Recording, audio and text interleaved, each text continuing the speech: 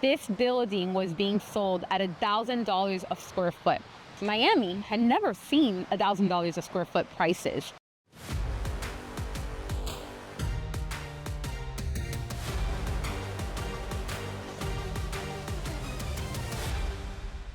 So what we have behind us is what I think is one of the first examples of the ultra luxury wealth that entered Miami. You know what building that is, Adriana? That's the St. Regis. The St. Regis Bal Harbour. So we go back to like 2011. This building was being sold at $1,000 a square foot. Miami had never seen $1,000 a square foot prices. And what happened then was everything was sold out. And developers caught an eye to that and immediately were like, well, if there's demand for these large 3,000 square foot units for $1,000 a square foot, then let's start building. And that's where you started seeing all this major ultra luxury built. So between 2011 and I would say now 2025, majority of all the buildings that have been built have been these very large residences. So they didn't build for the rich. No, and they brought the rich, because now you have the Ritz-Carlton Residences, you have Arte, where Ivanka Trump lives actually, you have a tower by Fendi, and you also have a ton of little Art Deco buildings with larger footprints that you will get in Miami Beach. Correct. So the Four Seasons, another big one in Surfside, and they all built these really ultra luxury residences. And that is what was the construction during that time was very different than what I would say has been demand. So what they built then were for, I would say, the luxury was on the other side of the bridge where they built in Bay Harbor. They built these smaller, more compact 1,800 square foot units with bay views, more of a boutique condo. And that's what you started seeing for quite a few years in Bay Harbor being built. And they were selling those at $500 a foot. Affordable options. And they sold them, for $500 a foot.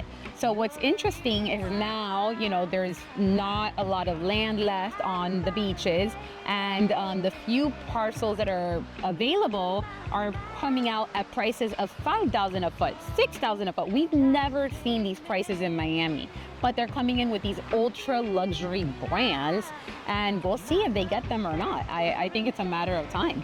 Yes, we have a lot of celebrities and major CEOs moving to this area for the sole purpose of being close to the city, but also having all this beauty just downstairs. Yeah, you're seeing it all along the coastline of the beaches.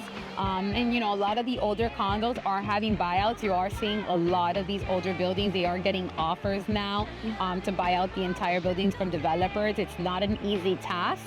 It does require a big majority percentage. If you are living in one or own or know someone that owns in these condos that are getting buyouts, I'll tell you, my father-in-law owned 5 units in Sunny Isles. Where Aquilina is now, and he was offered $250,000 for these little studios. They're like wall units, tiny, like 200 square feet. And he said no. He was from Cuba, and he was like, no one's gonna take my land. And he really didn't understand how condo laws work. As very few other owners ended up, you know, not selling. And fast forward years later, it was too late. All he accrued were all these attorney fees, and he ended up getting $30,000 per door. Instead of $1 million, he ended up getting literally $150,000. Yeah. You know, he, till this day, it's probably, you know, very bitter and sad about it, but I see it as a big lesson to share with other people. Like, if you are being offered and your building is going through that, well, don't stay firm that no one's gonna take my property, because it is a matter of time. And remember, the biggest example I can give is whoever has bigger pockets tends to be the winner at the end of the day. And, you know, when you get with attorneys, like, that's the ugly truth. So I think the future of Miami is really, really strong. But it's happening a lot right here in Surfside. There's a lot of buildings that are undergoing massive renovations, and some others that are just trying to appeal to a developer. I can show you some if you come around. And Amman is a building that sold out. They didn't go out to for sale in the open public. They ended up selling to all of their private clients, and they sold out. That's a luxury brand coming to Miami.